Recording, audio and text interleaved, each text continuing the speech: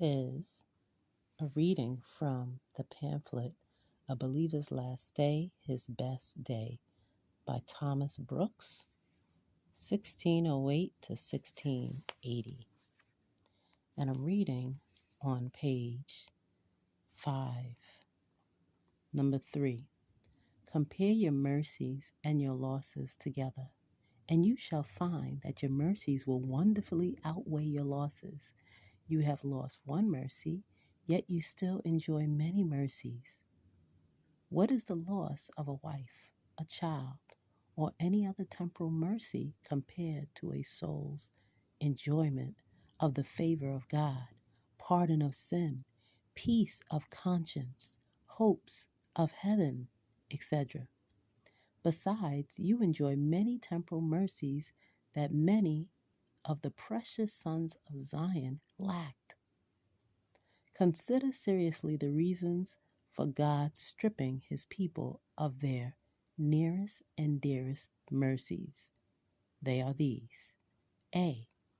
For a trial of the strength and power of their graces. It is not every cross nor every loss that tries the strength of a Christian's graces. Job held bravely in the face of many afflictions for a time, but when he was thoroughly wet to the skin, then he acted like a man void of grace, rather than like a man who did excel all others in grace. When God burns up the shed, but leaves the palace standing, when he takes away the servant, but leaves the child, when he gathers here a flower and there a flower out of men's gardens, but leaves the flowers that are the delight of their eyes and the joy of their hearts, they bear it patiently and sweetly.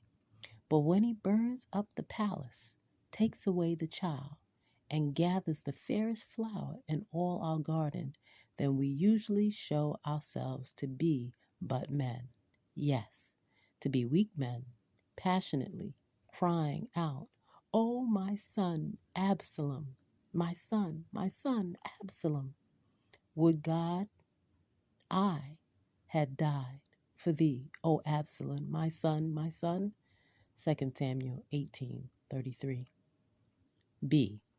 God passes the sentence of death upon men's dearest mercies so that he himself may be more feared, and that his precious servants and their counsel may be the better minded and regarded. The Egyptians trembled not under several judgments, nor minded that Moses and Aaron said, until God smote their firstborn.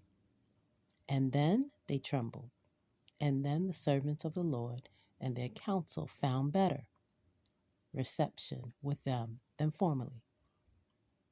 Ah, friends, has the Lord smitten your firstborn, as I may say? Then look to it. Prize the honor of God, the advancement of the gospel, the peace of your own consciences, the stopping of the mouths of the wicked, and the gladdening of those hearts that God would not have saddened, so that God will be more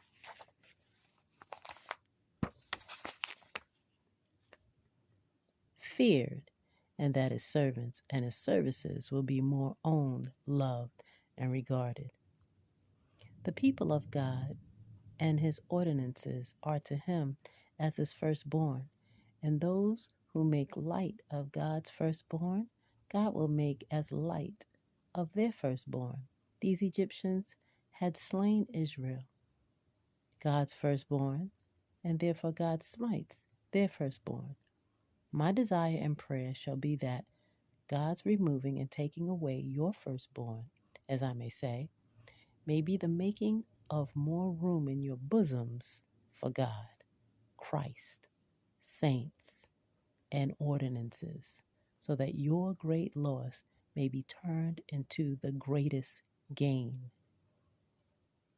And certainly, if this remedy, this potion that is given to you by an outstretched hand from heaven, does not work this gain, then the next potion will be far more bitter.